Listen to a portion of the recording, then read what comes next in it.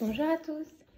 Quatrième semaine, quatrième défi. Donc les semaines passées, on avait parlé déjà du sucre, on a parlé des fibres, on a parlé aussi la première semaine de mâcher plus. Maintenant, cette semaine, le défi que je vais vous proposer, c'est d'essayer de varier ces huiles.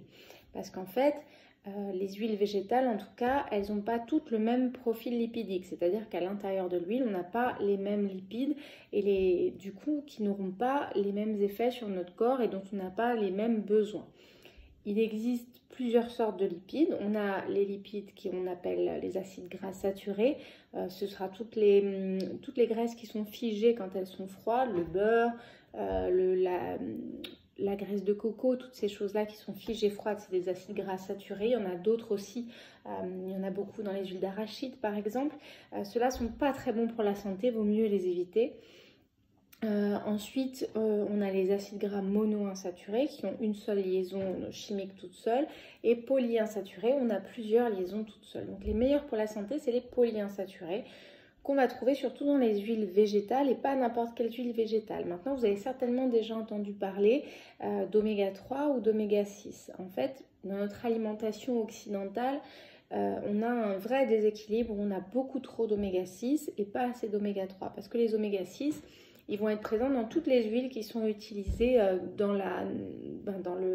par les industries agroalimentaires, dans tout ce qui est nourriture transformée. Donc cela, on n'en veut pas trop parce qu'on en a déjà trop dans notre nourriture au quotidien. Il faut qu'on arrive à équilibrer et avoir plus d'acides gras oméga 3.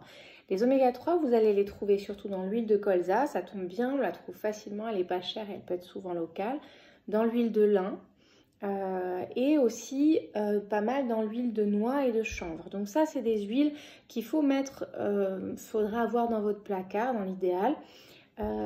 Et à côté, votre huile d'olive, vous pouvez la garder. Il y a plus d'oméga 6, mais elle est bonne aussi pour la santé. Il y a un petit peu d'oméga 3. Donc l'idée, c'est de ne pas tout faire tout le temps au beurre et à l'huile d'olive ou que à l'huile d'olive, d'accord? L'idée, c'est d'essayer de varier un peu plus pour avoir les bénéfices des différentes huiles et des différents acides gras qui sont présents dedans.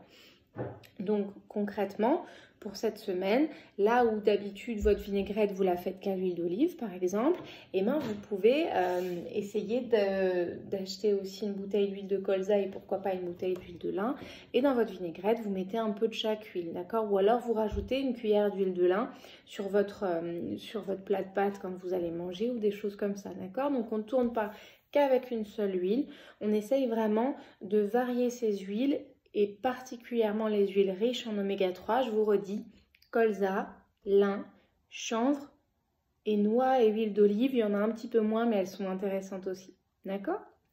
Allez, joyeuse salade pour cette semaine et à la semaine prochaine. Au revoir!